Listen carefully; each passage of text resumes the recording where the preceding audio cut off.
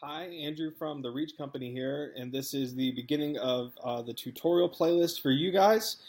Here we have the dashboard overview, and in this tutorial we're going to look at this front area here, your little main dashboard area, as well as go through some of the main admin items over here. You already are using WordPress, so you should be pretty familiar with the interface. I hope that you see that this is pretty clutter-free and organized and doesn't have a million options for you to try to wade through to find what you need. To begin with, we have our welcome area right here. You can access our support forum, and this is a link to our tutorials page, which is probably where you're watching this right now. And here we have a few quick items that you can use to not have to wade through the menu over here if you want to create a page, blog post, event, view form entries, etc. Below here we have quick links to some of the dynamic content on your website, where we'll have tutorials that go over each of these as well. You have a number of things like dates, documents, numbers, content across the whole site, and instead of having to update all of those, you can update them once here, and they update throughout the entire site. Below here we have a few other widgets that you guys can drag and drop.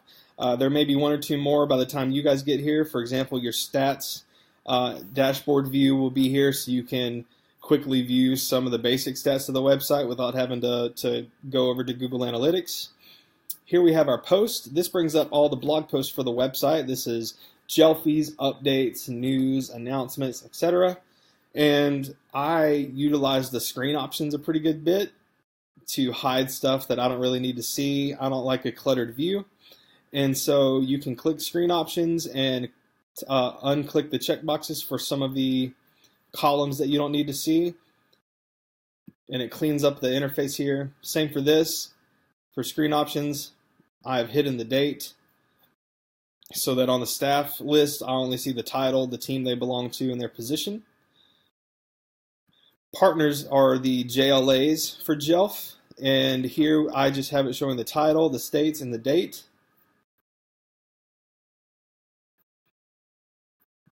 Resources are the financial aid resources, and here we have the title of the resource, the category that it belongs to. For example, this is financing gap year. These others haven't been assigned a category as of yet.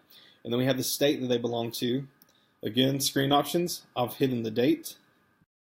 For the events list, this brings up a list of all the events. Obviously, I just have the one that you guys have currently, and then two test events that we fiddled around with. You guys will fill this, and there will be a tutorial on managing your events as well. This is probably the one that looks super overwhelming when you go in for the first time. First time you'll see all of these things. I like to hide the author. We're not using tags for organizing on this site, and we're not doing comments for events on this site, and you can see that declutters this a lot. Users brings up a list of the current users on the website. Media is a list of the images, and you have two views. You have the list view right here. On this, I've hidden the author and the comments, and I've hidden short pixel compression, which is just the compression we apply to pictures so that they load better and they're optimized. Or you can go to the grid view here, and this is all the images, PDFs, etc. for your website. For forms, this is a list of all of the current forms on the website. Since we're in development, some of these may be gone by the time you get here. You guys are already using Gravity Forms, so I trust for the most part that you're familiar with how it works. Still, we'll have a Gravity Forms tutorial on managing some of these going forward. Pages is a list of all the pages on the website. I have the author and comments hidden as they're not really something I need to worry about, and we just have the title and the date of publishing. Jelf settings brings up the site-wide type content that you guys have for the statistics, featured content, dates, and docs. We'll drill down into each of these in a separate video. Settings are simply general settings for WordPress. These should already be squared away and ready to go for you guys.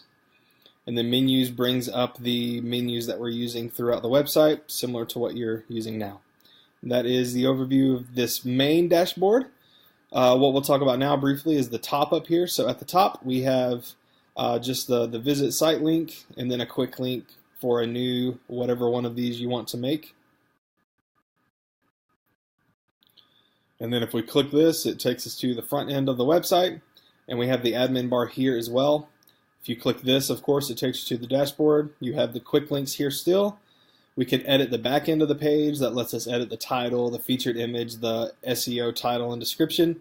And we have the page builder. If we click this, it brings up the page builder interface, and we'll have a tutorial, of course, on utilizing the page builder.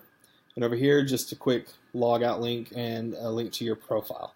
And that is the dashboard.